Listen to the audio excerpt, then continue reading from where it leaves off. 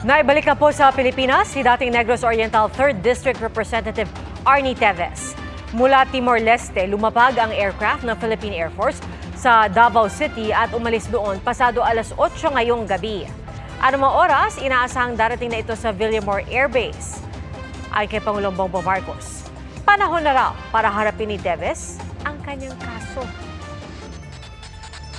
The former Representative Arnie Teves, is now back in the Philippines. This would not have happened without the assistance of President Horta and Prime Minister Guzmao of Timor-Leste. They have been working very hard to bring this to a conclusion. As we know, the former Congressman Arnie Teves is facing charges of murder and other crimes related to the ambush killing of the former Governor Digamo.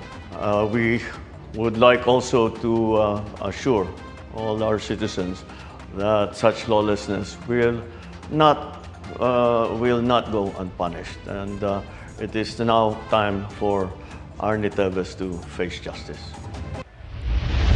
Pia, ngayong gabi inaasahan ngang lalapag dito sa Villamor Air Base sa Pasay ang eroplanong lulan si dating Representative Negros Oriental 3rd District Arnulfo Teves. Mahigpit ang seguridad sa Villamor Air Base ngayong gabi. Hindi pinahintulutan ang media na makapasok sa loob.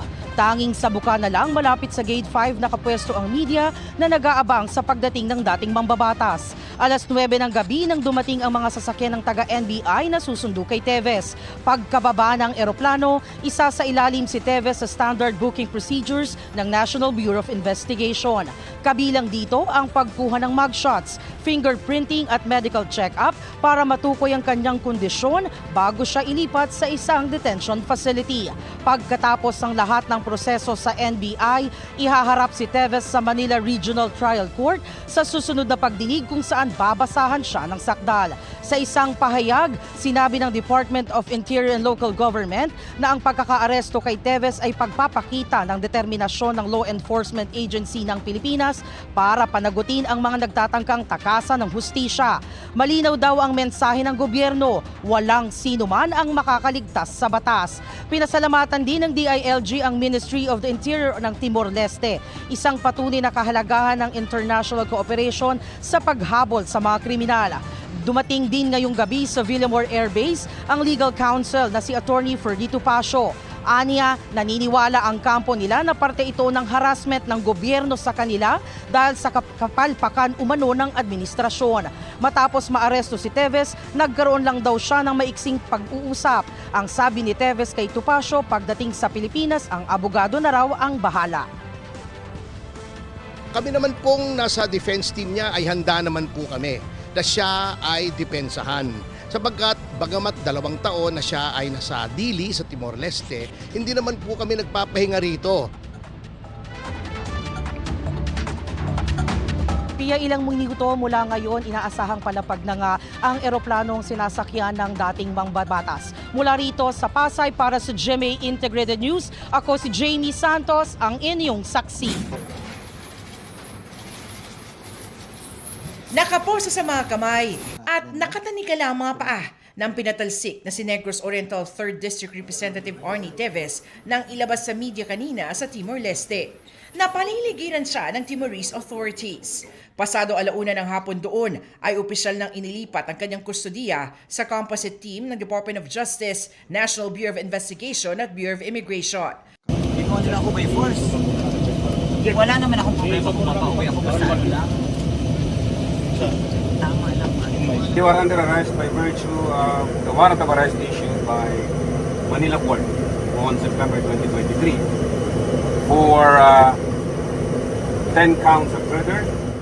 Mag-aalas 3 ng hapon, lumipad ang aircraft ng Philippine Air Force pabalik ng Pilipinas. Dahil walang pasaporte, ang embahada na ang nag-issue ng travel document ni Teves. Ang pagpapadeport kay Teves, kwinestyon ng kanyang legal team. May nakabinbin pa raw silang petition for habeas corpus sa korte. Matapos arestuhin noong Martes ng gabi si Teves. Nag-issue po ng order ang Tribunal de Recursos ng Timor-Leste na sinasabing within 48 hours ay i-produce, iharap sa hukuman si Congressman Teves upang magpaliwanag ang mga authorities ng Timor-Leste, mga executive authorities, kung bakit siya ay inaresto. Ngunit ito ay magiging moot and academic. Ngayon pong siya ay ilalabas na ng Timor-Leste at ibabalik na po sa Pilipinas. There's no granting. There's no granting. Fake news yun. Nauna nang sinabi ng Timor-Leste na pinatawan nila ng administrative deportation si Teves kasunod ng pananatili sa kanilang bansa ng walang visa o legal authorization at kanselado pang pasaporte. Seryoso at di raw katanggap-tanggap ang presensya sa East Timor ni Teves na kinasuhan ng ilang mabibigat na krimen. Si Teves ang tinuturong mastermind sa pagpatay kay dating Negros Oriental Governor Roel Digamo at siyam na iba pa noong 2023. May 3 pang kaso ng murder si Teves para sa 3 magkakahiwalay na pagpatay noong 2019. Iuwi natin siya para maharap niya. Harapin niya lahat ng mga paratang sa kanya na nauukol sa pagpatay kay Governor Roel Digamo at sa 12 pang tao. He'll be brought to court para ma-arraign siya. Tiniyak naman ni Secretary Remulla na magiging patas ang proseso ng hustisya. Para sa GMA Integrated News, ako si Salima Rafran, ang inyong saksi. Mga kapuso, maging una sa saksi. Mag-subscribe sa GMA Integrated News sa YouTube para sa iba't ibang balita.